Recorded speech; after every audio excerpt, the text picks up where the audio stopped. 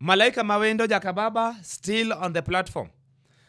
People are saying, and I'm hearing hereby says that Honorable Dr. Fred Matiangi is the best candidate for the for presidency coming 2027. I say in capital, no. Matiangi has not even, cannot be fit. And I do call, I myself, Malaika Mawendo, I refer to Matiangi as a dictator. With the following reasons.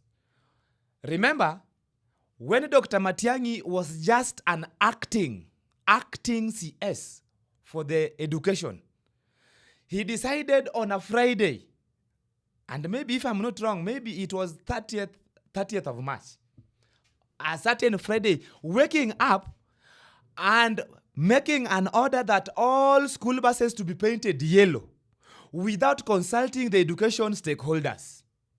What could that mean? These are just a single man show. You can't tell me that Ministry of Education has got stakeholders, then you wake up as just an acting CS, then you make such an order. I know, okay, it had been amended coming in the 2027 constitutional amendments. But you cannot just wake up and take that initiative without consulting these people. That is number one.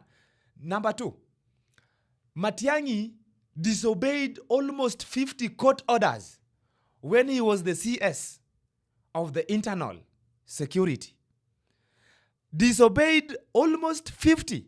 An example of, you remember the case that Migona had, among other cases that Matiangi was called upon, but he disobeyed. If a CS can disobey a court order, what of if this person becomes a president? What do you think is going to happen in this nation?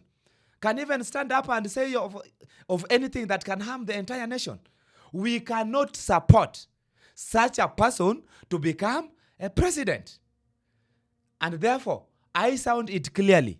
Dr. Fred Matiangi, even you, wherever you are seated, you just know that you cannot outsmart Ruto.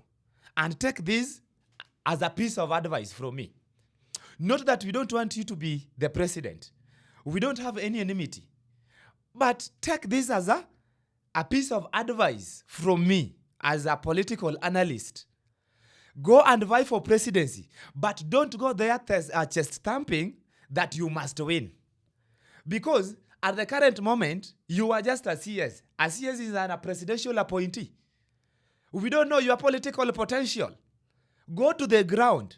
When you campaign coming 2027 is when we will know your political potential, so that we may consider you 2032 after Honorable Ruto.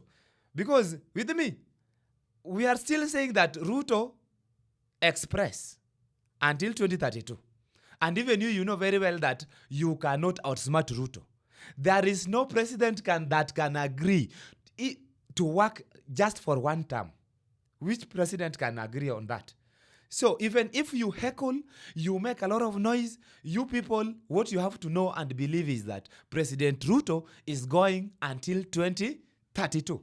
So wait, Mr. Matiangi, go and stand as a presidential candidate, but don't go with the intention that you must win.